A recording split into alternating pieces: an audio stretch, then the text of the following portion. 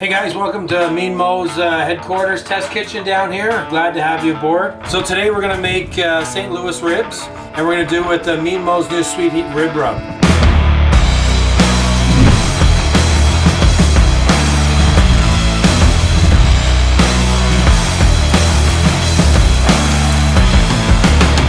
Today we're going to make St. Louis ribs, and we're going to do it with Mean Mo's new Sweet Heat Rib Rub. So first of all, what we're going to do is we're going to grab a couple nice sets of St. Louis ribs. You can see those are fantastic. So what I'm looking for when I buy a rib, you're looking for the marbling of the fat throughout there. And I'm kind of looking for some straight bones. You can see these bones are nice and straight. So that's kind of what I'm looking for in those ribs. So what we're going to do now, first of all, when you do the ribs, I like to take the membrane off. So I get a little knife like this, and I'm going to get right in and just flick that up. I'm just going to get it just enough to lift. You see how it lifted up like that? That's the key. Now, the next part, which is the most important part. Paper towel. Paper towel is your friend for this. So what we're going to do is grab the paper towel and a little bit of membrane, and it peels right off. Change your grip, and that peels right off the back. So once that's done, I'm going to take a look in here. A little bit of fat in there still. I'm going to dig some of that out. Just going to scrape it out with my knife. You don't want to dig too deep. A little bit more membrane here on the side. So what I'm going to do now is I want to get that into a nice square rack of ribs. So I'm going to take it and take the top bone off, like that. And then I like to count when I'm doing competitions about 9 bones. So 1, 2, 3, 4, 5, 6, 7, 8, 9. For good luck, we'll just do 10 today. So there we go. And you're going to see that nice and square. Now we're going to do about the 4th or 5th bone is the longest one. So I'm going to bring this in and take this edge off a little. And come across, get a nice sharp knife. So what I'm going to do, this looks pretty great right now, but see this piece of fat here, you always want to take that off. So I'm just going to work that down until I get to the meat section. So that looks pretty good. What you do is see some of this stuff, you're going to come and lift the bone up, but don't dig in between the bone. You just want to kind of lift it and take it across. So that, I'm going to leave those, so that's going to render down nicely. So as you can see there when it's done, you got a nice square rack of ribs. So that's going to cook fantastic. Another trick I like to do when you're doing the ribs, you want to get down and you want to see that they're all about the same thickness in the ribs, because you want that to cook at the same temperature, the same time. So that's a nice rib there, that's ready to go. So we're going to hang these in our gateway drum today. So what we're going to do is get the nice rib hooks in here. I like to hook it under the bottom rib. That's going to come up and that's going to hang perfect. So what we're going to do, always give your rub a shake, even though it's been 5 or 10 minutes, the heavy stuff will settle to the bottom.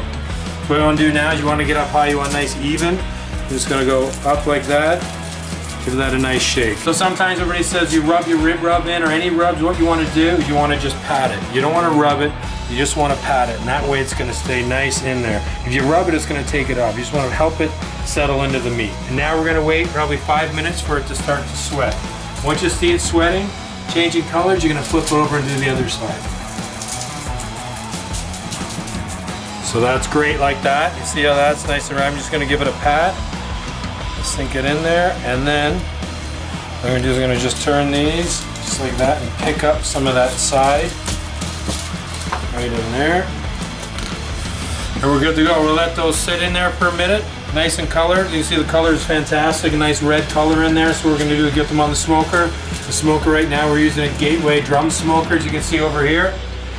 We've got applewood and hickory going. Gonna get it up to about 275, so she's just about there. Smoke's going in there nice, so it's gonna be great. As you can see when you're using the Gateway drum smoker, how I like to use it is I cover the half of the barrel down below. It's a piece of tin foil which gives the ribs a break.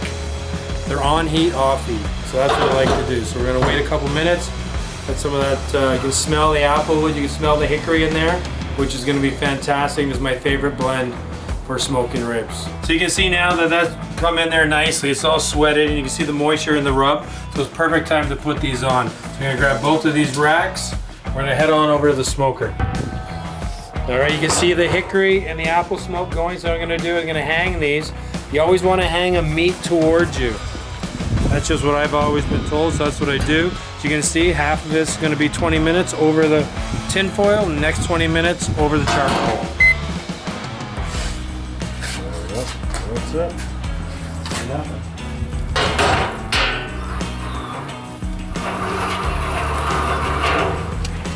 So I do that every 20 minutes. So on heat, off heat. You see down there? Heat's covered. So now it's gonna take a break for 20 minutes and not be directly over the heat. Hey guys, we're ready to go now. These have been about on the smoker for about 2 hours. You see a nice flex to it, so you wanna know. I don't really take the temperature at this stage. It's all about the flex. You can see that flexing like that. To me, in the color, that's a perfect time to be done. So I'm gonna put it down, meat side down on the tin foil. I'm gonna grab half a quarter stick of butter. I used sugar in the raw. This is my competition wrap. So what I'm gonna do, sugar in the raw like that, nice heaping bit of sugar. Tennessee Red, Blues Hog Tennessee Red, some of the best stuff you can get out there. For pork, pulled pork, ribs, and splash that on there like that. And we're gonna wrap them up nice and tight. We're gonna tense them for about 30 minutes. I like to do a double bit of tin foil because if you don't want to do your tin foil and then they start leaking. And now that's ready to go back on the smoker for about 30 more minutes. Okay, so now that they're wrapped up with the butter, the sugar, and the Tennessee Red, we're gonna put them back on the smoker. So you're gonna go back on for about 30 minutes. I swapped out the grate, I put in the flat grate. I'm gonna put those on there. We're gonna time those now, and now we're looking for the temperature around 200. The most important part is the feel, the tenderness. You'll feel that with a toothpick or whatever you're gonna probe it with. You'll see how it just sinks right in. That's when you know you almost don't even know the temperature. Oh yeah, you feel it kind of break just that. Slide right in. That's when you know it's done. Yeah. All right, guys, so these have been on the smoker for about another half an hour, tented. They're perfect now. They're reading about 206, which is where I want to have them. So you're gonna see those come up. Look at that color on those.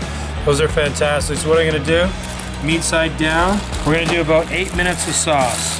Look at that. Look at the color on that. That's Mean Mo's Sweet Heat Rib Rub right there, folks. What I do on the sauce here, it's a blend of Blues Hog sauces. Always warm your sauce up. Don't put cold sauce on your ribs. So I'm gonna put them on here like that. Quick pour like that. Look at that, that looks fantastic. The key when you're doing sauce is don't cook it too much. A lot of times people leave that 3-2-1 theory is great, but people leave their sauce on for an hour. All of a sudden your sauce is like a sponge. It's gonna take up all that smoke, it's gonna take up all those other flavors, and it's gonna get rid of the sauce flavor it should be. So look at the color of that. I'm just gonna add that on there. Those look fantastic. The color is so red. Those would be great for a competition, the color on those. The judges would love those. Bring them back over to the smoker. Actually, I'm gonna put them on the charcoal grill over here. So it's up to temperature a little bit better. I'm gonna slide those off. Look at that. Right on there. I'm gonna let those go on. Just a couple minutes. I'm gonna turn that down to the lowest temperature possible. 8 minutes, and we'll be back. All right, guys, here we're gonna do 8 minutes now. We're ready to go. Only 8 minutes. You can see that's nice. Look at that, it's cherry red on there. We're gonna do, we'll pick those up. Look at the color of those ribs.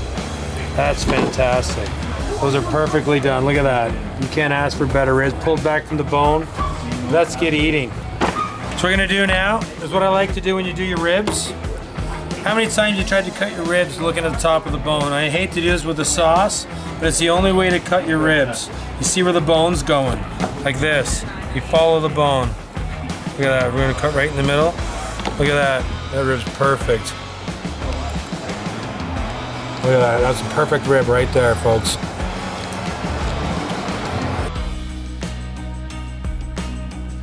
That's competition style. You should be able to bite like that. You got the main guy. And pull away, they shouldn't fall off the bone.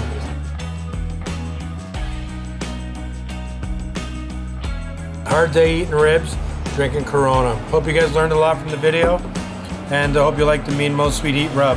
Thanks guys, take it easy.